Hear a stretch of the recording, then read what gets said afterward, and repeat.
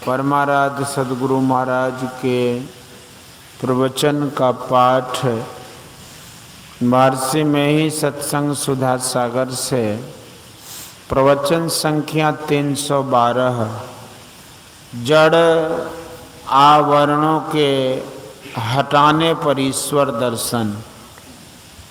धर्मानुरागनी प्यारी जनता, मेरे पूज्य गुरु महाराज जी ईश्वर भक्ति का प्रचार करते थे, मैं भी वही प्रचार करता हूँ।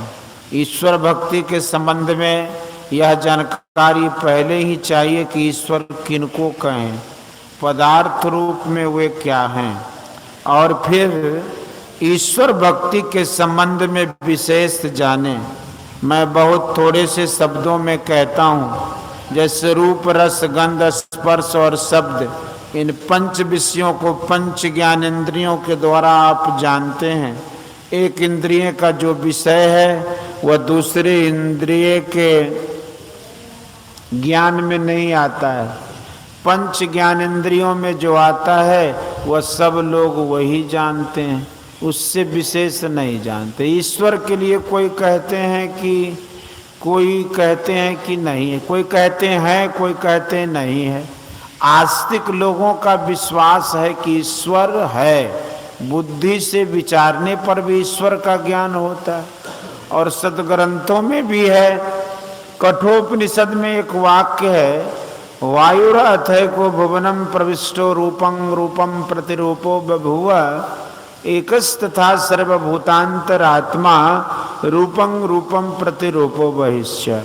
जिस प्रकार इस लोक में प्रविष्ट हुआ वायु प्रत्येक रूप के अनुरूप हो रहा है, उसी प्रकार संपूर्ण भूतों का एक ही अंतरात्मा प्रत्येक रूप के अनुरूप हो रहा है और उनसे बाहर भी है। ऐसा कुछ है कि नहीं, इस पर बुद्धिमान विचार करें। सौर जगत, सूर्य का संसार, इस जगत को कहते हैं।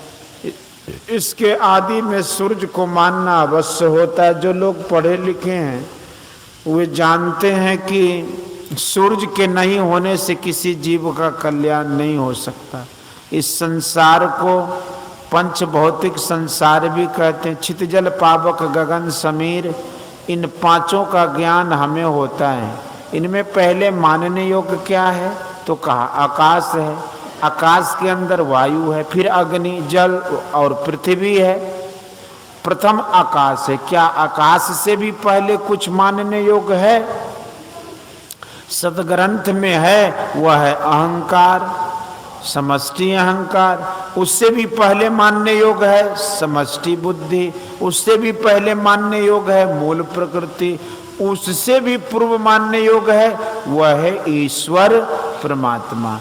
उससे भी पहले कुछ मानने योग्य है? कुछ नहीं। ईश्वर परमात्मा के पहले कुछ मानना, ईश्वर को नहीं मानना है। ईश्वर के लिए बाबा नानक कहते हैं कि अलख अपार अगम अगोचरी नाते सुकाल न कर्मा जात अजात अजोनी संभव नाते सुभाव न भरमा साचे सचियार बिटो कुर्बानो। गोस्वामी तुलसीदास जी ने भी कहा कि राम स्वरूप तुम्हारे वचन अगोचर बुद्धि पर अवगत अकथ अपार नेत नित निगम का। कबीर साहब ने भी कहा स्वरूप अखंडित व्यापी चैतन्य चैतन्य ऊंचे नीचे आगे पीछे दाहिने बाएं अनन्य बढ़ाते बड़ा छोटते छोटा में ही ते सब लेखा और सबके मध्य निरंतर साईं दृष्टि दृष्टि सो देखा चाम चश्म सो नजरी न आवे खोजू रूह के नैना। मतलब यह कि संतों के ज्ञान के द्वारा ईश्वर भक्ति का प्रचार हो, ज्ञान का प्रचार होता रहे तो सर्वसाधारण समझ सकेंगे। बाबा नानक के वचन को पंजाब के लोग भी और उससे कुछ बाहर के लोग समझ सकेंगे। पंजाबी भाषा वह है जो कि आज राष्ट्र भाषा, उसके जानकार भी उसको बहुत कुछ जान सकते हैं। कबीर साहब, गोस्वामी तुलसीदास जी महाराज ने सब ईश्वर के विषय में जो कुछ कहे, देहात के लोगों को भी ज्ञान हो जाए, इसका प्रयास संत लोग किए हैं। ईश्वर का ज्ञान इंद्रिय ज्ञान में नहीं है, लेकिन वह परम पुरातन परम सनातन है। उससे खाली जगह कोई नहीं हो सकती। सबसे प्रथम वही मानने योग्य है। ईश्वर से प्रथम कुछ नहीं है, लेकिन ईश्वर की पहचान किसके द्वारा हो? विषयों की पहचान इंद्रियों द्वारा होती है, और ईश्वर की पहचान आत्मा के द्वारा। इंद्रियों के द्वारा जिसकी पहचान वो माया है, मिथ्या है, उसका नाश होता है। ईश्वर इसलिए इंद्रिय ज्ञान का विषय नहीं है कि वह माया नहीं है। ईश्वर की सत्ता है, माया की सत्ता नहीं है। एक अनादि अनंत को माने बिना यह निश्चय नहीं होगा कि सबसे पूर्व का क्या है। वह अनादि अनंत से पहले का कुछ हो, यह फाजिल बात है। अनंत के पहले का, असीम के पहले का कुछ कैसे हो सकता है? अनंत के पहले कुछ नहीं है। बहुत सी चीजों को जोड़कर अनंत नहीं हो सकता। सारे शांतों के पार में अनंत अवश्य है। अनंत को किसी स्थान पर रखे हो नहीं सकता। अनंत सबका अवलंब है, अनंत का कोई अवलंब नहीं है। कबीर साहब ने कहा कि मूल न फूल बेल नहीं बीजा, बिना वृक्ष फल सो है। बिना वृक्ष के वह फल स्वरूप है। ईश्वर अनादि अनंत स्वरूप ही है। ऐसे एक तत्व का होना बुद्धि में संभव है। शांत को पहचानने के लिए जो इंद्रियां हैं वे उस अनंत को पहचानने अशक्य है, इसलिए वह इंद्रियों से अप्रत्यक्ष है।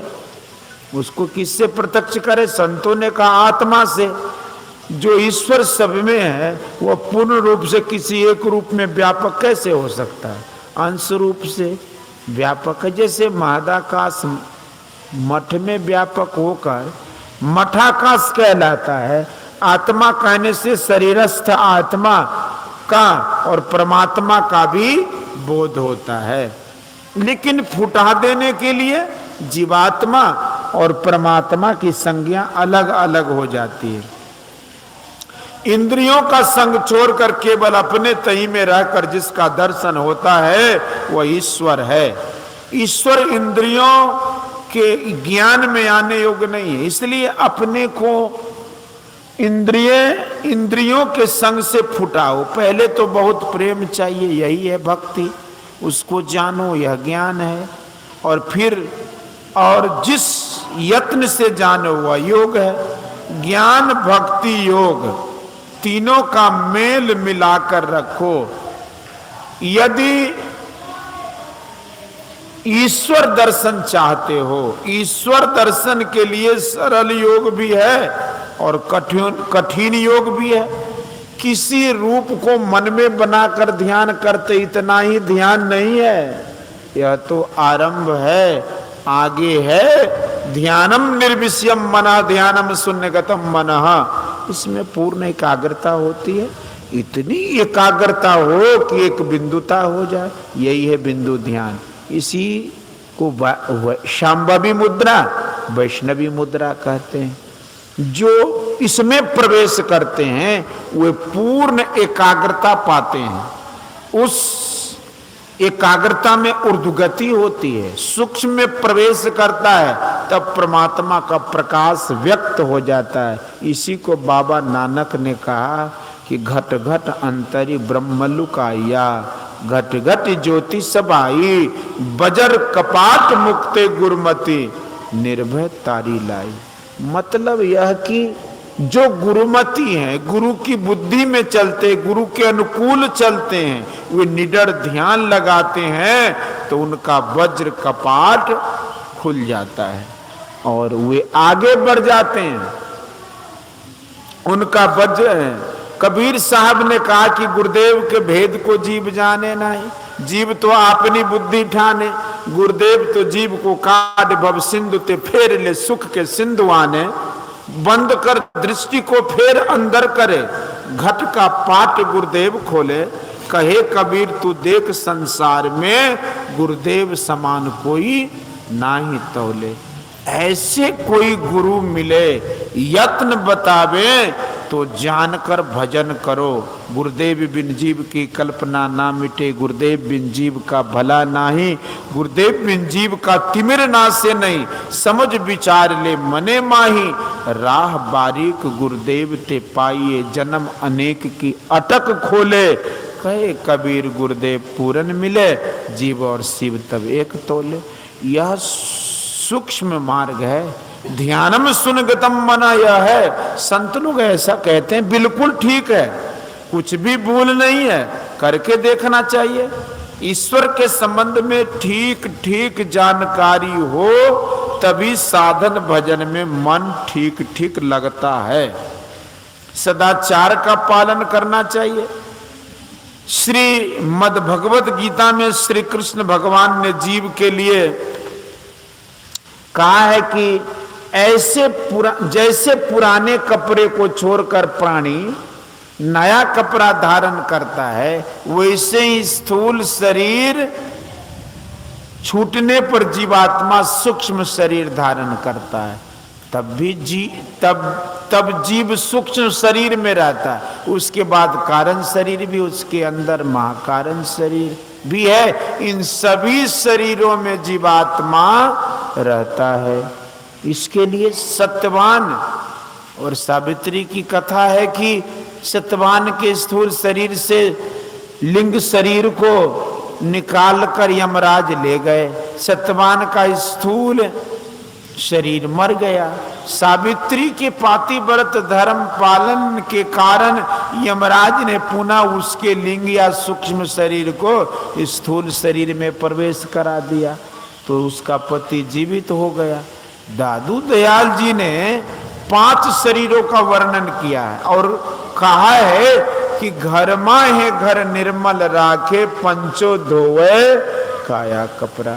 स्थूल शरीर स्नान आदि से पवित्र करो, सूक्ष्म शरीर को पवित्र करो और उसके ऊपर से स्थूल शरीर को हटाकर कारण की पवित्रता होगी और उसके ऊपर से सूक्ष्म शरीर को हटाने से महाकारण की पवित्रता होगी, कारण शरीर को हटाने से। और चिदानंदमय देह को पवित्र करो महाकारण को हटाकर, तब पूरी पवित्रता आवेगी और ईश्वर दर्शन होगा। यह स्थूल शरीर कुछ काल रहकर समाप्त होता है, लेकिन सूक्ष्म कारण महाकारण ये शरीर योग साधन ध्यान साधन करने से ही छूटते हैं, तब ईश्वर दर्शन होता है और कोई उपाय नहीं है। इसका यत्न करो।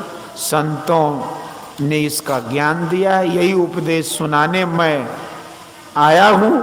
यहाँ जो लोग जानते होंगे, जो लोग नहीं सुने हैं वे भी सुने जाने, जो लोग पढ़े लिखे नहीं हैं वे भी बारंबार सुनेंगे तो समझ जाएंगे। वे समझेंगे कि केवल स्थूल शरीर ही नहीं है, इसके अंदर सूक्ष्म कारण महाकारण भी है। इन जड़ आवरणों को हटाने पर ईश्वर दर्शन होगा।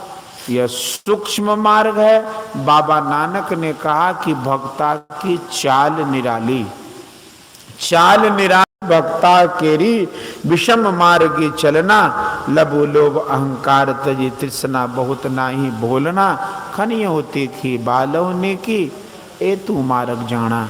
और उपनिषद में कहा है क्षुरस्य धारा निस्ता दुरत्तया परगम पथस्थ तत् कवयो दुर्गम पथस्तत् कवयो बदंती। यही संत कबीर साहब ने कहा कि राह बारीक गुरुदेव ते पाइए, जन्म अनेक की अटक खोले। यह बाहर का मार्ग नहीं है, अंदर का है। बारंबार सुनिएगा तो जानिएगा कि मैं अयुक्त बात नहीं कहता हूं। संत वाणी में इसका पूरा ज्ञान है। इसका मेल वेद से है और उपनिषद से भी है। संत वाणी पढ़िए और वेद उपनिषद से मिलाइए तो एक मेल मिलेगा। श्रीमद् भगवत गीता में कर्म के कौशल को योग कहते हैं, समत्व को योग कहते हैं। जिस कर्म में मन लगा है वह योग कहलाता है। भगवान श्री कृष्ण कहते हैं कि समत्व में योग होता है। समत्व की प्राप्ति समाधि में होती है। यह साधन करो।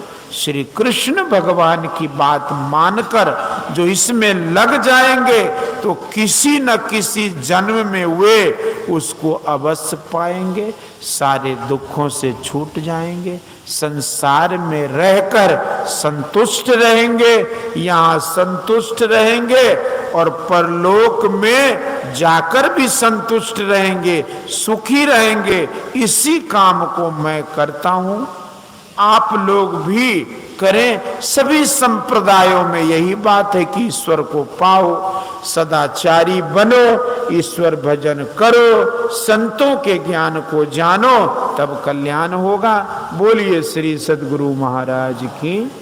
यह प्रवचन भारत की राजधानी दिल्ली में अखिल भारतीय संत मत सत्संग के 62वें महाधिवेशन के अवसर पर दिनांक 1/3/1970 ईस्वी को रात्रि काल में हुआ था।